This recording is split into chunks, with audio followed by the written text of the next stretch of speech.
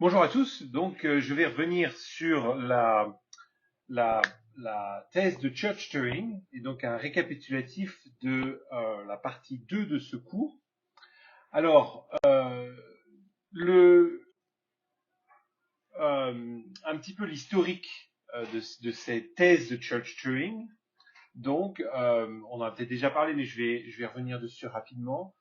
On a ces problèmes qui ont été posés par David Hilbert en 1900, des problèmes pour le XXe siècle, euh, qui contiennent notamment deux problèmes donc, qui ont vraiment eu une influence très importante dans l'univers de la logique, des mathématiques et de l'informatique théorique.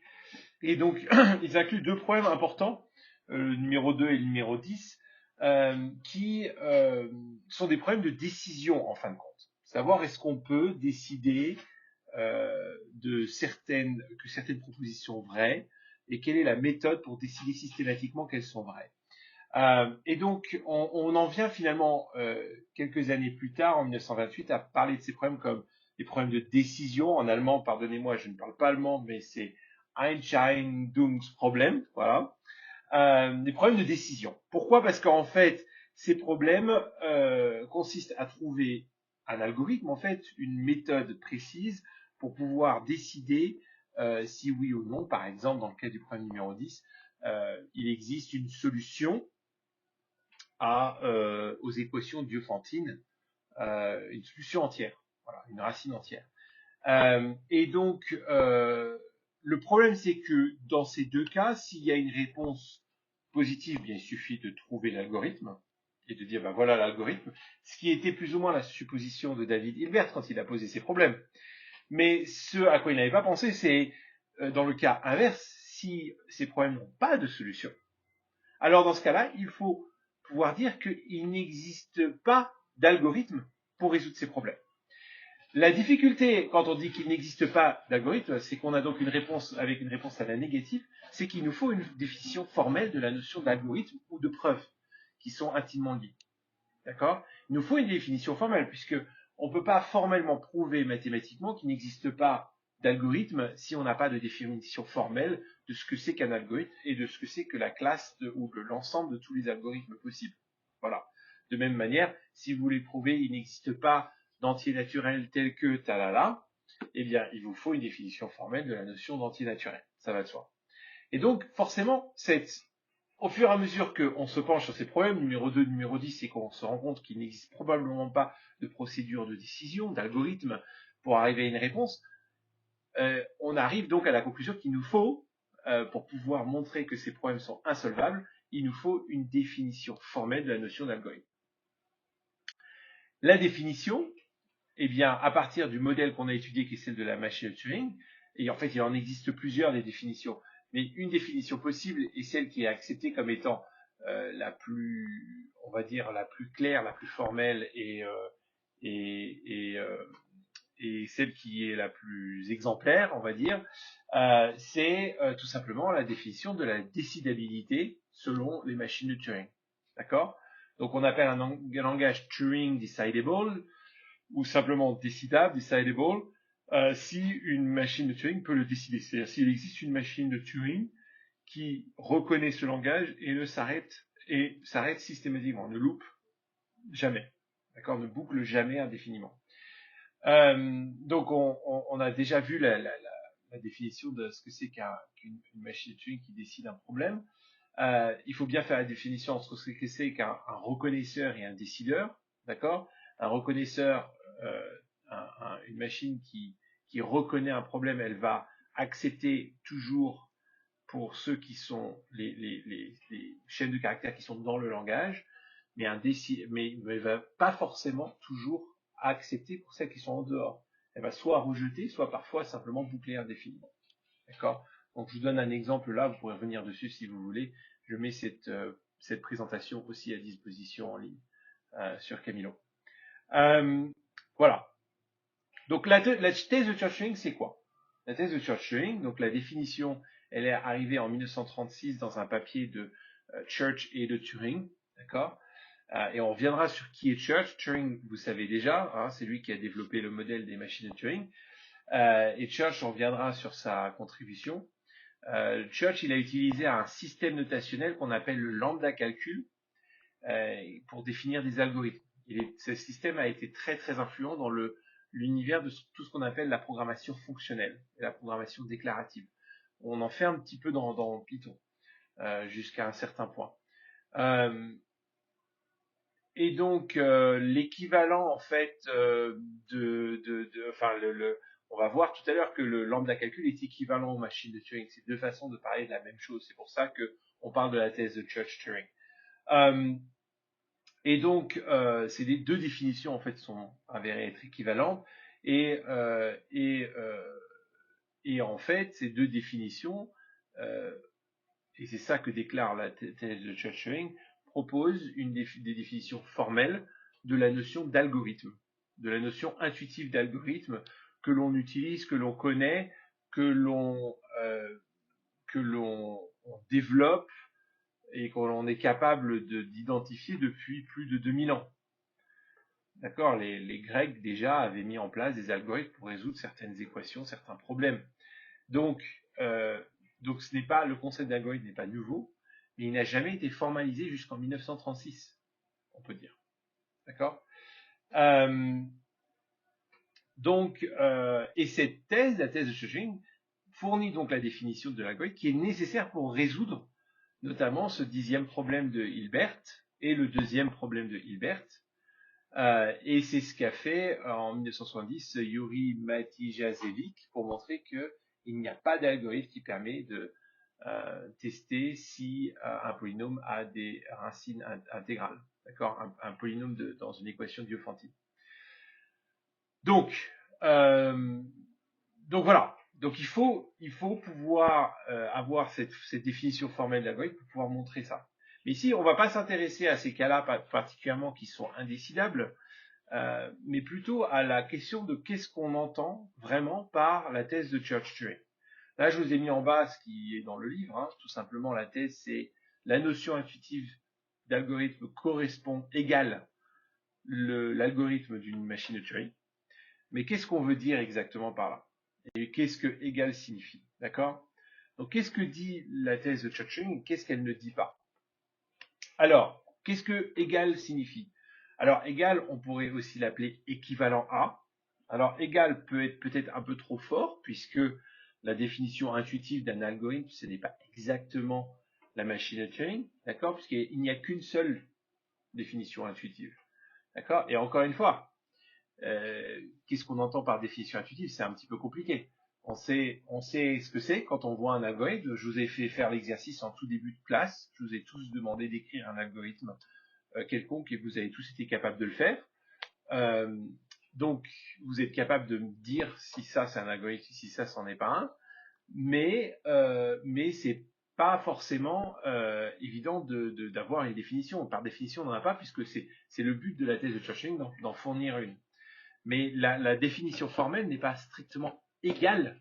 Ce n'est pas c'est pas une égalité identitaire au sens, c'est pas exactement la même chose que la définition intuitive.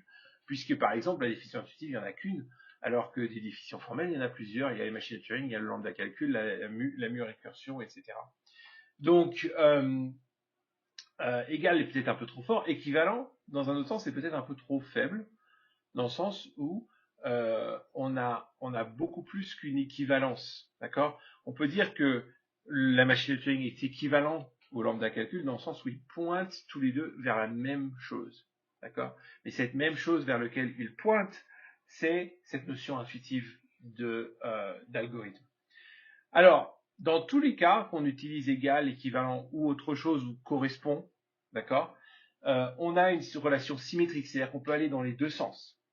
Ok, on peut aller dans le sens A ou B.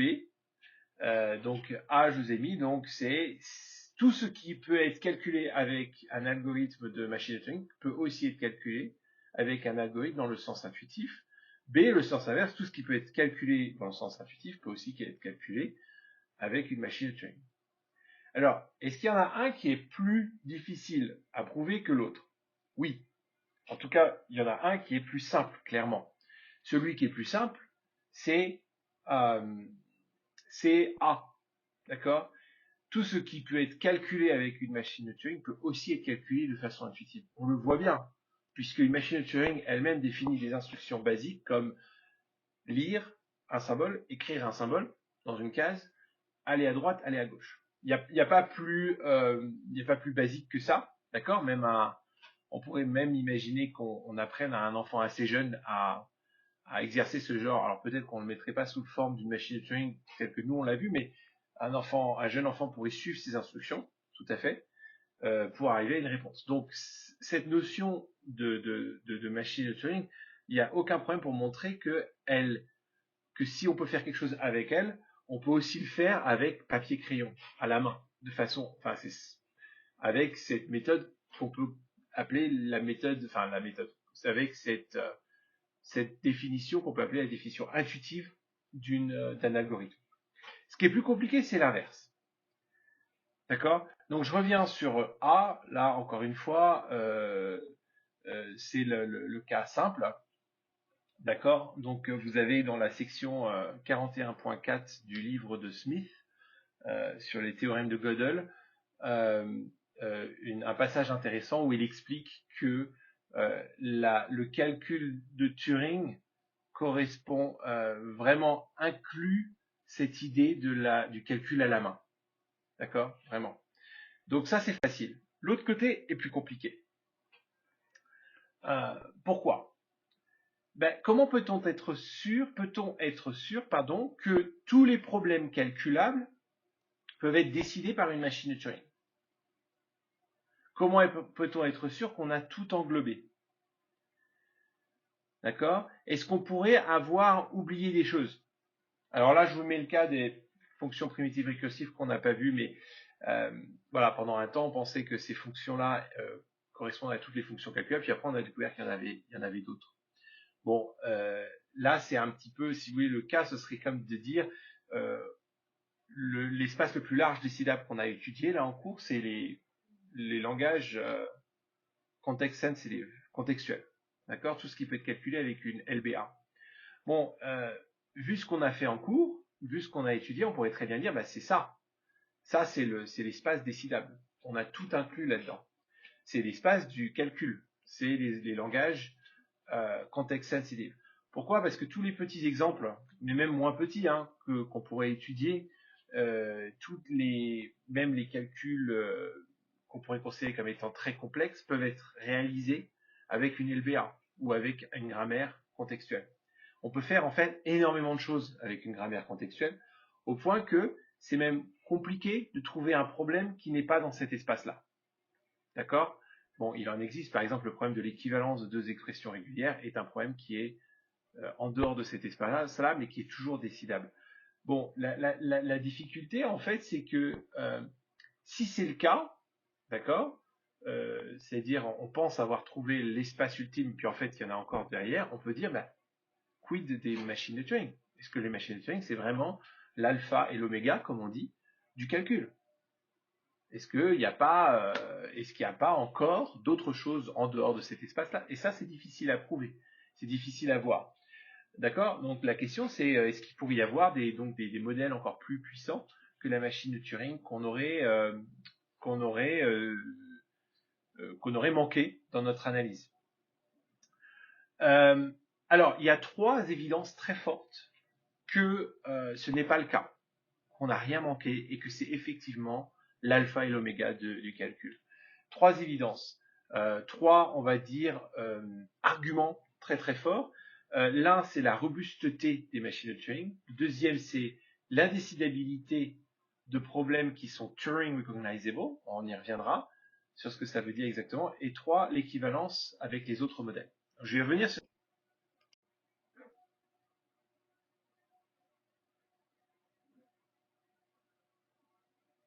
Voilà, j'espère que ça fonctionne. Je sais pas, c'est la première fois que je fais l'enregistrement. Bon, je crois que j'ai pu revenir en arrière et que c'est la bonne slide. Alors, aucun de ces trois points n'est une preuve. D'accord? Ce sont des indications très fortes, mais aucun n'est en fait une preuve. Et donc, c'est pour cette raison-là qu'on ne parle pas de la preuve de Church-Turing ou du théorème de Church-Turing, mais on parle en fait de la thèse de Church-Turing. D'accord? Ça s'apparente à ce qu'on appelle généralement en mathématiques une conjecture. d'accord? On en a eu beaucoup dans l'histoire des mathématiques, il y en a encore qui existent. Une conjecture, c'est-à-dire une supposition très très forte que les mathématiciens font avec leur intuition, d'accord? Je suppose que c'est vrai, mais je ne l'ai pas prouvé. Je pense que c'est vrai. Je penche vers l'idée que c'est vrai, mais il reste à prouver. Là, on a en fait une forme de conjecture, mais c'est plus que ça. C'est plus que ça, et c'est aussi moins que ça. Une conjecture, on suppose qu'elle va pouvoir un jour être prouvable, alors que la thèse de Church-Turing, par définition, pas prouvable. On ne peut pas prouver qu'un modèle correspond à une définition intuitive. C'est pas possible. Mais c'est en même temps plus que ça. C'est plus que ça dans le sens où c'est beaucoup plus fort qu'une conjecture. C'est-à-dire que il y a tout pointe dans cette direction-là. D'accord? Donc, si vous imaginez vraiment et j'ai pas mis ce schéma dans la présentation, mais vous pouvez l'imaginer vraiment. On a tous ces trois modèles, d'accord? Il en existe d'autres, mais ces trois modèles sont les trois modèles principaux. Vous imaginez ces trois modèles, donc ils pointent vers une même direction, et ces modèles sont eux-mêmes entre eux équivalents. Donc il y a vraiment une chance très très forte, c'est même plus que ça. Il y a tout porte à penser que ces modèles sont effectivement, et en fait même il y a aucune raison de penser que c'est pas le cas, que ces modèles sont effectivement des modèles qui pointent et qui définissent vraiment la notion d'algorithme. Voilà, la notion intuitive d'algorithme. Ok.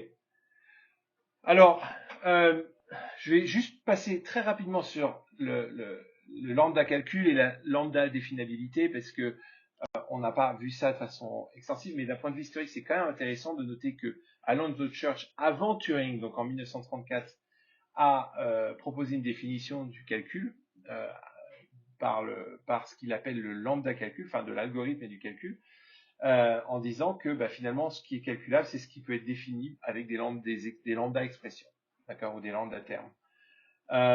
Et c'est très peu de temps après que Gödel,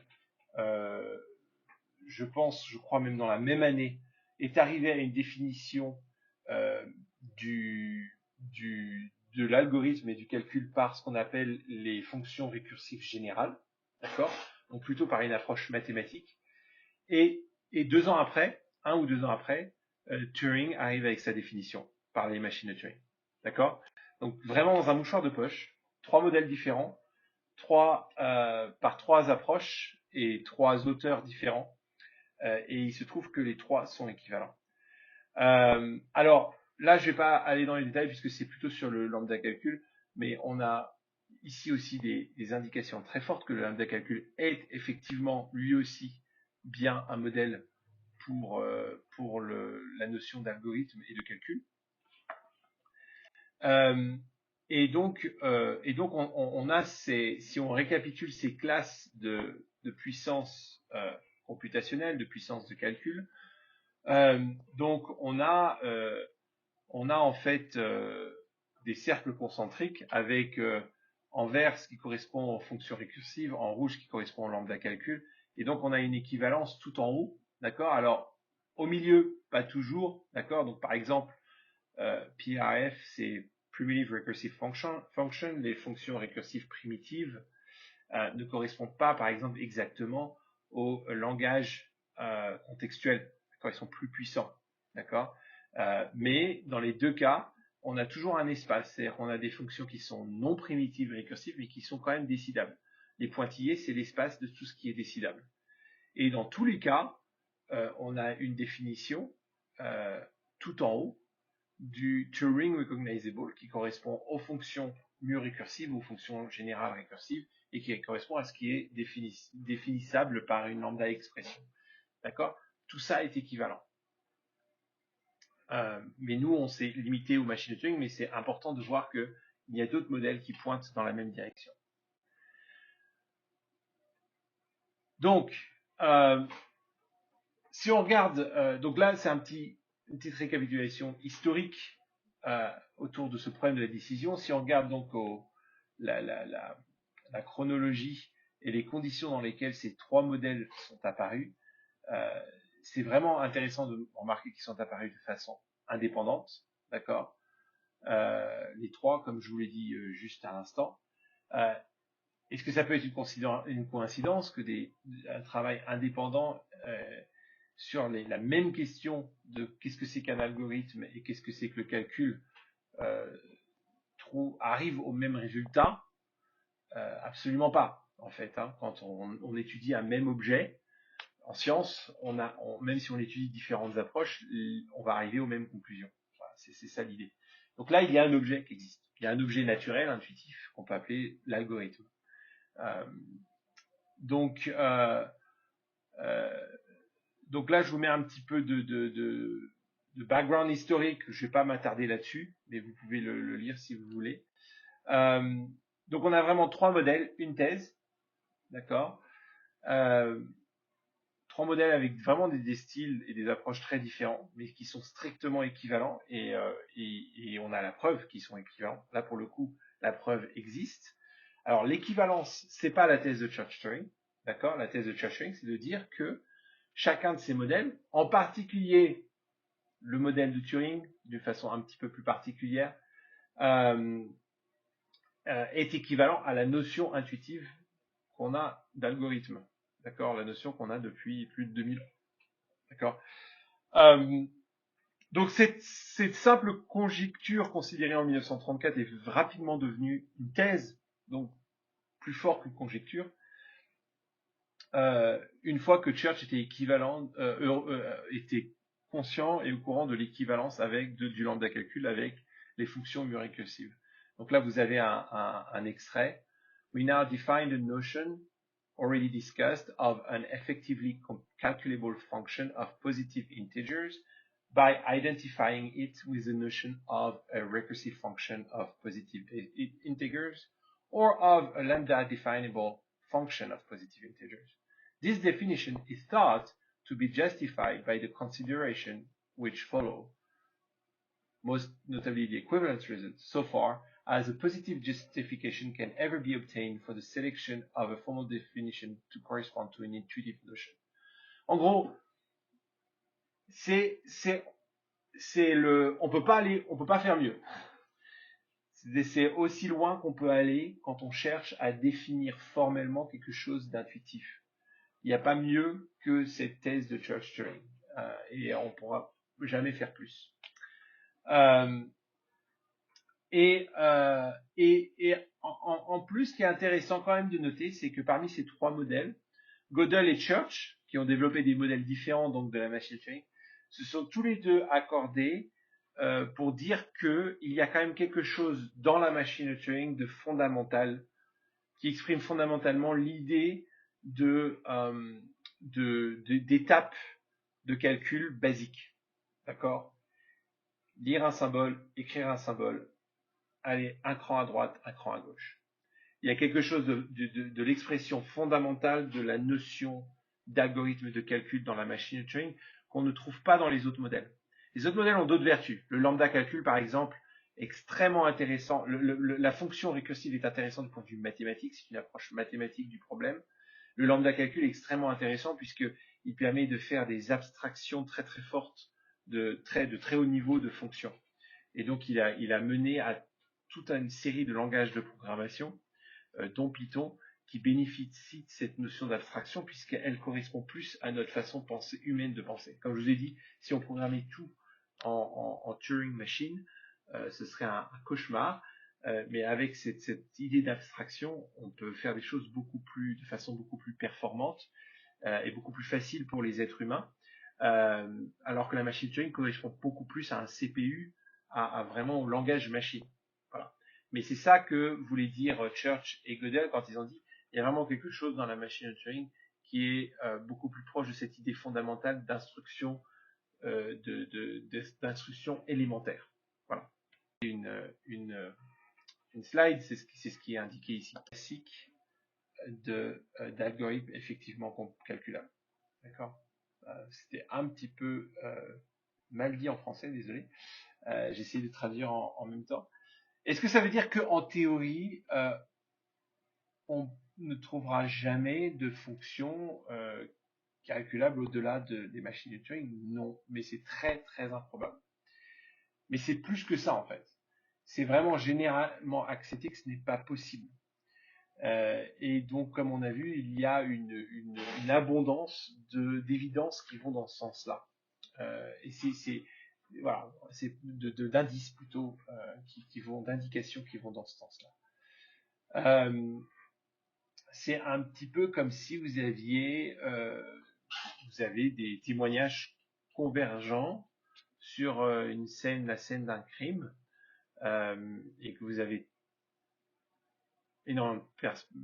énormément de monde qui ont vu la même chose et qui rapportent la même chose, d'accord? Eh bien, un jury va en déduire que c'est ça qui s'est passé, tout simplement.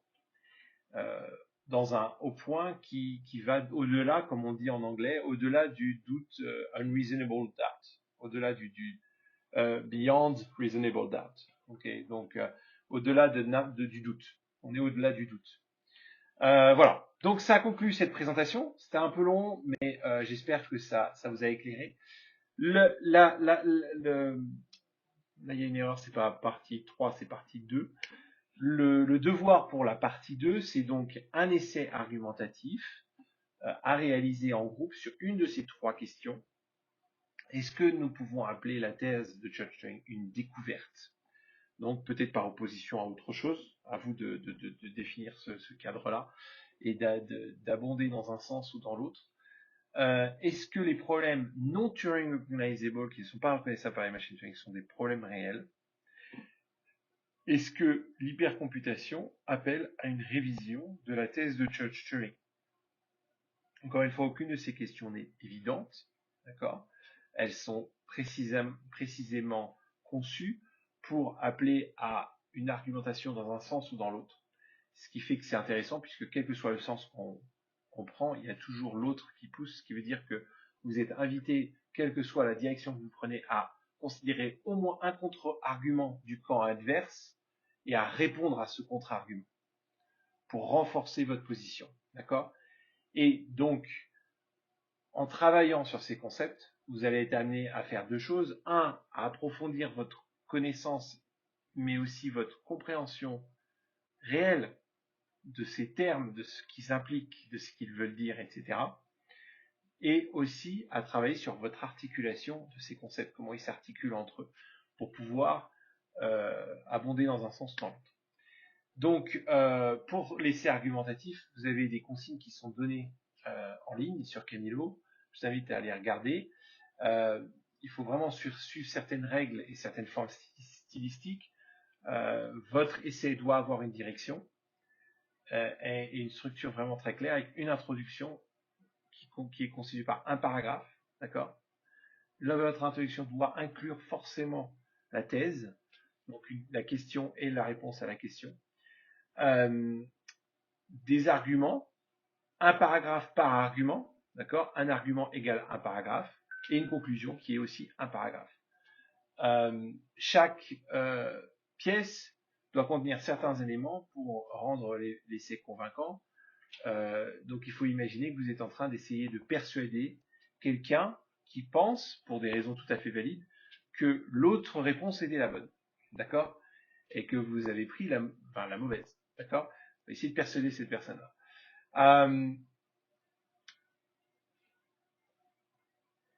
Donc, et c'est pour ça que les questions choisies sont équivoques, ne sont pas évidentes. Donc voilà, je vous invite à regarder les consignes et donc n'hésitez pas à me contacter si vous avez des questions pour cet essai. Donc la fin de la slide sur les dates, etc. ne vous concerne pas. Voilà.